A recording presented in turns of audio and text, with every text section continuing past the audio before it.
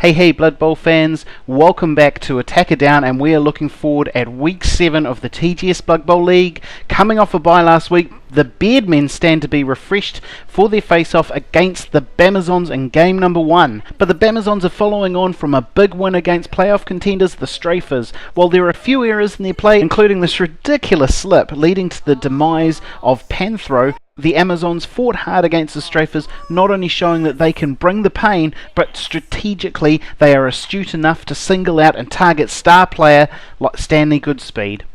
The Bearmen have a real uphill battle against such a coordinated team, but if they can win this, they push the Bamazons into a position of being pushed out of the semis. The Norse team is in a very rough shape. With a lack of seasoned players, the Bamazons should win here 2-0, securing their third place slot and a ticket to the semis.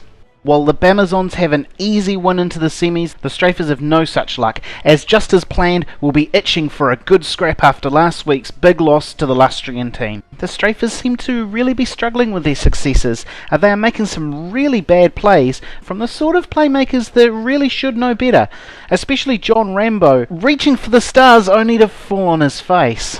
But the real nail in the coffin to where this human team is heading are the chokes from star thrower Stanley Goodspeed, showing the human team may not be ready for the big leagues. While both teams are a player down just as planned, have enough redundancy to keep the numbers advantage. This match should be an easy win, probably 2-1 for the Chaos Dwarves. If the Strafers think the Amazons hit hard, they're in for a shock this week. And in our Game 3, we see fan favourites, the Crendorians, come up against the Wood Elves. The animosity between these teams has reached a crescendo ever since the head coach of Epic Manoeuvre called the Lizardman head coach peeing on a tree at the TGS League kickoff party. The two have exchanged heated words on several occasions, and it seems now we will see if head coach Cox can make good on his threat to have his star player Ranil rip out the heart of Lil Skittles and use it as a match ball for the finals. And with Epic Manoeuvre standing in the league, this may be their last chance to have any form of an impact. Last week showed that real star players are emerging in this league across all the matches, but more so in the matches with the Crendorians and the Wood Elves. Not only did we see a double touchdown from Lil Skittles, but we saw some really amazing massive hits from the Wood Elf war dancer Ranil. The Crendorians mainly need to work on the frontline blocking skills of Lizard Ditka to fill out their impressive performances thus far. A win for the Crendorians is almost inevitable, and I would say the score would probably be 2-0.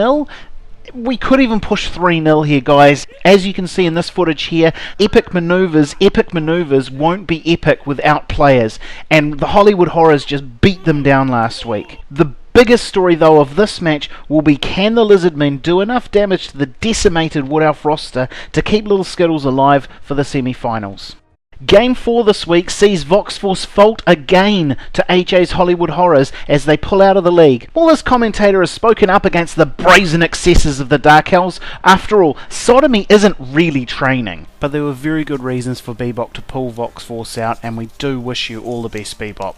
AJ's Hollywood Horrors still have one last hurdle. If the Strafers and the Amazons win their matches, Necromancer Joe's team will not make the semi-finals. Although, if the Strafers lose, the Horrors will progress. So as long as the Strafers don't get more than 1 point against Just As Planned, and Just As Planned win the match, we should see the final semi-final lineup being Crendorians, Just As Planned, the Bamazons, and AJ's Hollywood Horrors. The Horrors will be glad for the rest up, as well as the easy 3 league points, to get some of their stars back into action after some pretty big hits by Epic Manoeuvre, to be honest. I mean, other Joe went down like a sack right here. Although the Horrors' star White, Angry Joe, showed he wasn't going to put up with that sort of behaviour and took it to the extreme last match, showing how hard he really can hit. More than once. And while Gerald shows how he plays with this massive hit, he does need to work on his positioning with this sloppy play getting an own goal. And so, dear viewers, begins week 7 of the TGS Blood Bowl League. Join me next time for Attacker Down to see the placements for the semis.